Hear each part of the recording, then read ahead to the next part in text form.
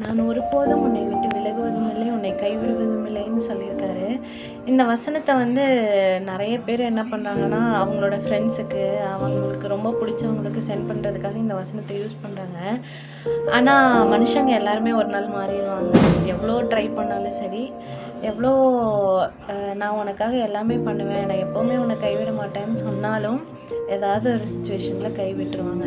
அதனால ஆ அ நம்ம மனசுல வச்சுக்க வேண்டியது என்னன்னா, எப்பவுமே எல்லாருமே எல்லா சூழ்நிலையிலயும் நம்ம கூடவே இருக்க முடியாது.